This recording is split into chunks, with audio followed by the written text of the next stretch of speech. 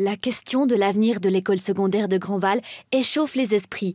Mercredi soir, le canton a présenté les différentes solutions qui seront soumises au vote en juin. 50 personnes se sont déplacées et l'ambiance est tendue. Moi, je trouve quand même que depuis qu'il y a cette histoire d'école secondaire, certaines personnes qui vivaient en bonne entente avant ont nouveau des animosités et puis ne s'adressent plus la parole. Moi, c'est ce que je constate et ça m'attriste au plus haut point. Lors de la séance de consultation du 12 mars 2023, la majorité de la population s'est prononcée en faveur d'une école secondaire à Moutier. Mais 5 communes sur 8 ont salué l'idée d'une école secondaire dans le Cornet. Mais les communes du Cornet, elles, ont voté en faveur d'une école secondaire.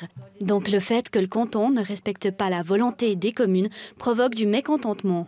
On mettait quand même une certaine autonomie et puis finalement, on n'a plus de marge de manœuvre actuellement.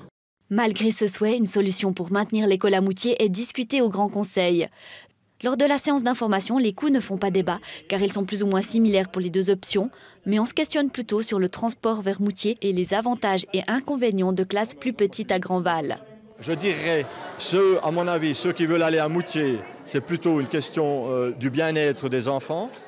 Et ceux qui veulent aller à Grandval, je suis désolé, c'est une histoire d'identité. Les enfants qui sont à Crémine, ils vont faire du sport où actuellement? Ils vont à Moutier, ils vont faire du football, du hockey, tout, même pour ceux qui les arts, la musique. Là. Donc ils vont de toute façon, ils vont côtoyer des camarades qui sont à l'école secondaire à Moutier et qui habitent Moutier. Pour Aldo Dalla Piazza, expert mandaté par le canton, il est certain qu'une bonne solution sera trouvée pour l'école secondaire. Que le choix se porte sur Moutier ou sur une commune du Cornet.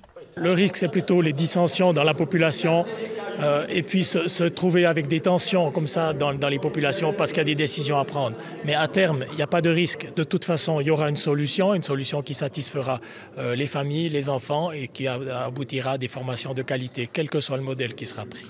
Les 8 communes du Cornet se prononceront sur les différentes options dans le courant du mois de juin.